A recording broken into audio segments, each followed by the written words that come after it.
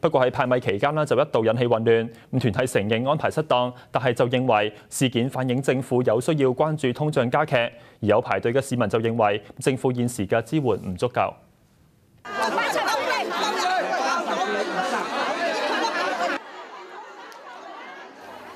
幾百人嚟排隊攞米，大部分係長者。期間有幾個人喺擠迫中感到不適，有長者腳抽筋，團體義工將佢抬到去台上面。婆婆，你隻腳有冇事啊？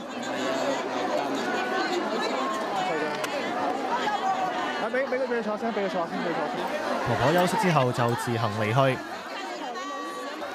工人自救會準備咗3999包米喺祐漢公園嘅舞台派發俾市民，但出現混亂，派米活動一度暫停。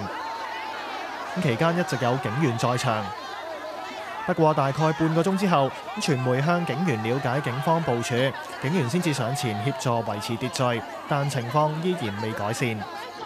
嚟攞米嘅市民一開始都會好自覺咁排成一條直線，但係咧去到台前面呢，直線就變成半圓形，市民呢一窩蜂咁湧到去台前面攞米。主辦單位話下次會考慮用派籌嘅形式。工人自救會承認安排失當，又指警方要負責。所以今日咧搞得唔係幾好，所以對唔住，所以警方都要負責任。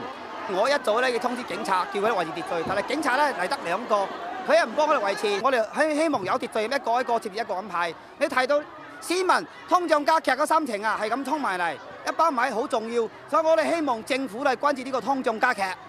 有嚟排隊嘅殘疾人士話，政府發放嘅殘疾金唔足夠抵抗通脹，希望政府加快發放殘疾津貼。嗰啲物價上漲啊，上漲咪就嚟我哋嗰啲等個1700蚊啲殘疾金嚟，我哋又唔夠啊！派米活動歷時1個鐘，準備嘅米派完之後，市民亦都陸續離開。澳門電視台記者陳永輝報導。